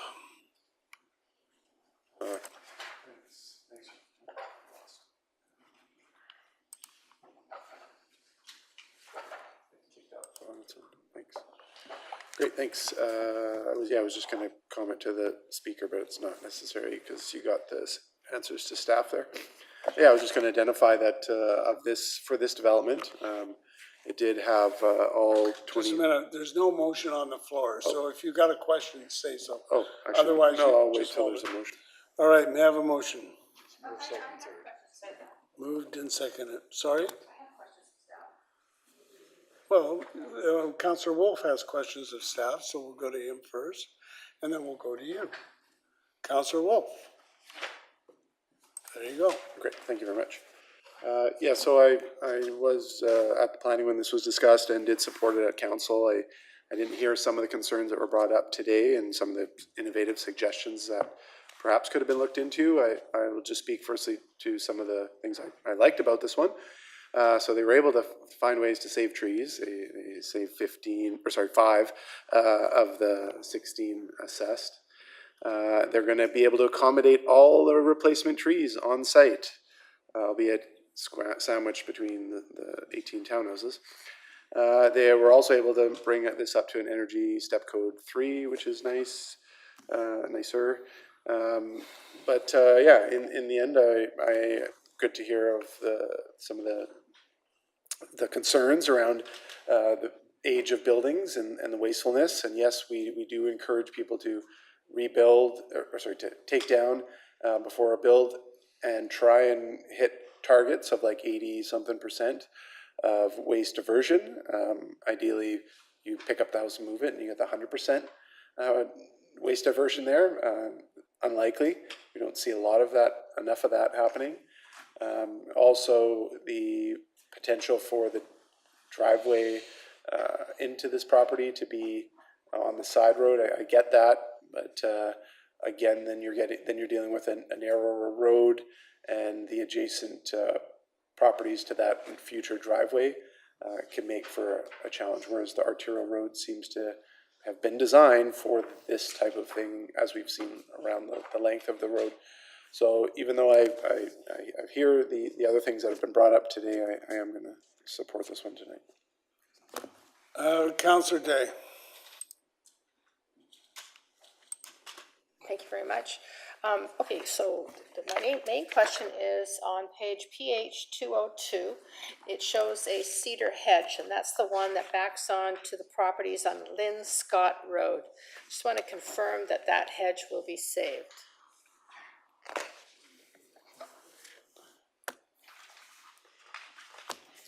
Can staff address that? Sorry, just one moment here. On Lynn Scott.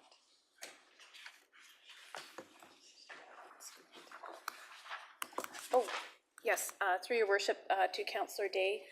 Yes, the hedge along the south edge there, currently the existing hedge is proposed to be removed and then a new hedge planted in its place along with a privacy fence in that location. Is that hedge that's going to be removed on the subject property? Is that why? Yes, that's correct. But you're going to replace it with 6-foot trees. I mean, wouldn't it just make more sense to keep the existing hedge so that people who live on Lynn Scott don't lose all their privacy?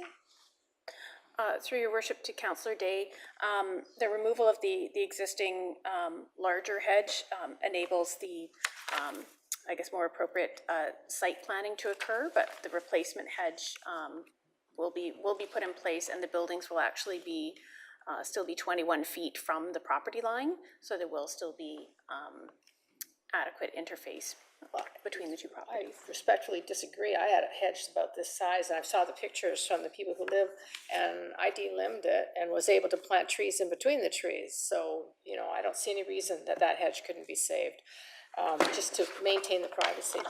My next question is also on page 202, the driveway configuration. It was an interesting comment that the speaker made that why couldn't we access off of Leadway Road? Well, when I look at the driveway configuration, it looks as though it goes towards Leadway Road, and then I'm not sure if that's garbage cans or what is sitting there, maybe a gate. If in the future you wanted to open it to Leadway, would that be possible? Through your worship to Councillor Day, through the review of the proposed driveway alignment, this configuration was approved by transportation staff, so there wasn't seen to be a need to connect in. I believe it would also cause some challenges in terms of queuing of vehicles leaving the area if we were to add an additional driveway there. But if it became an issue, is there any reason down the road, because there's no townhouse on the Leadway Road side? If it needed to be opened up, it could be, right? Because the space, the roadway is there. Through your worship to Councillor Day, I suppose it could. I believe that is a PMT in that location. They would need to find another location, but I suppose it's a possibility. Mr. B, got anything to say about that? Yeah, through your worship to Councillor Day, I think it would be difficult to compel them to open it because it would be on private property at that point in time.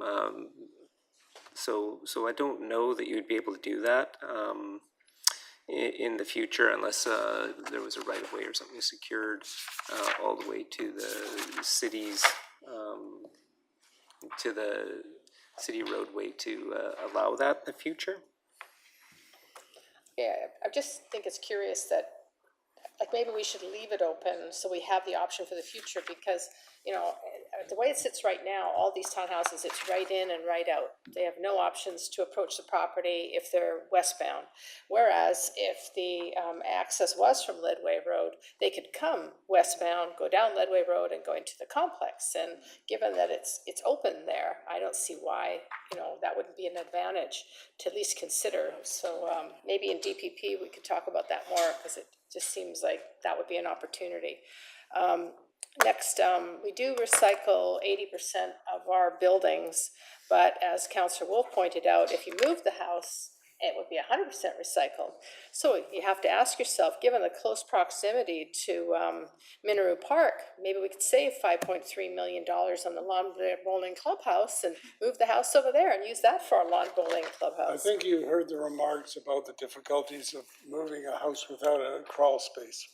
And I've moved a house, so I actually know firsthand it can be done.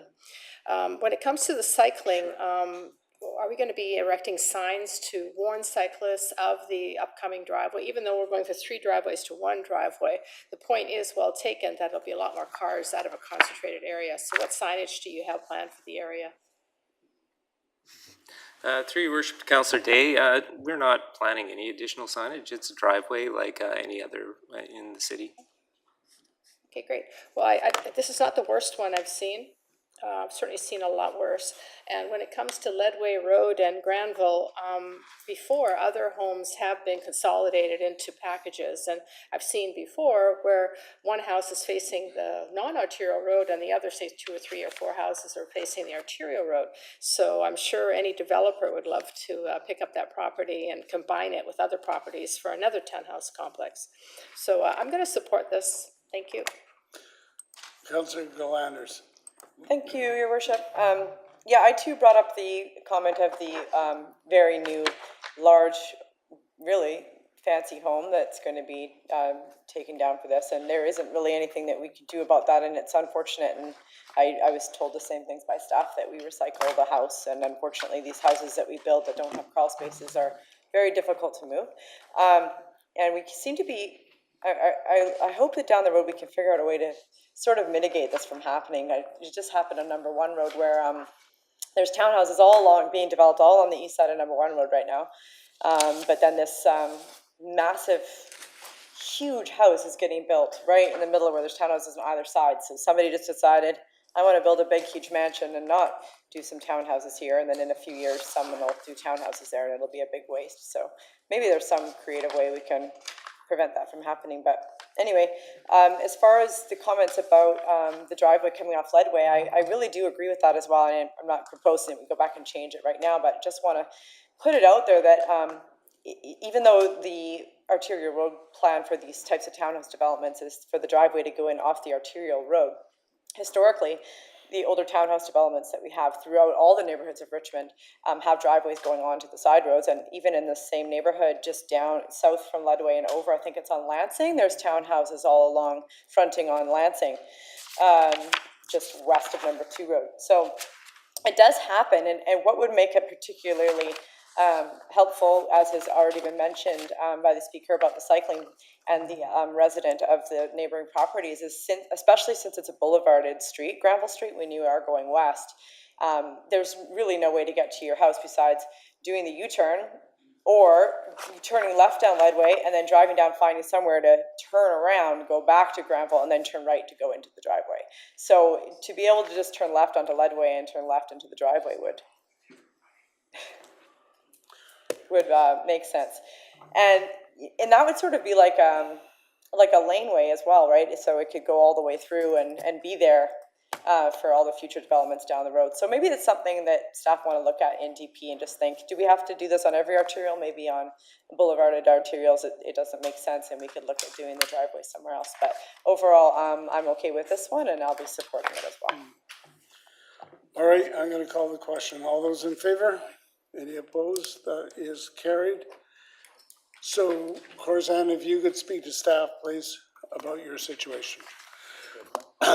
So the final item, Mr. Clerk. Thank you, Your Worship. Item number 4 is Richmond zoning bylaw 8500, amendment bylaw 10472, RZ 21945951. Location is 7520 Ash Street. The applicant is Benito Co. and Vernie Co. Purpose is to rezone the subject property from the single detached RS1F zone to single family RS2E zone to subdivide the property into 2 lots with 1 lot fronting Ash Street and 1 lot fronting Armstrong Street.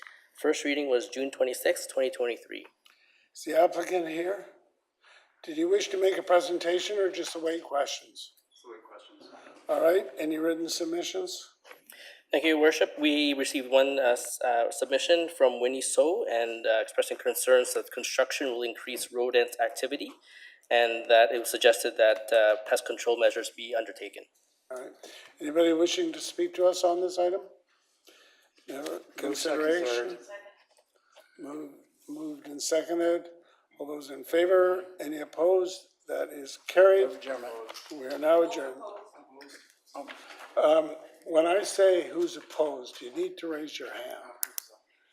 Okay, so who's opposed? Councillor Wolf and Councillor Wolf opposed. Okay, we're now adjourned.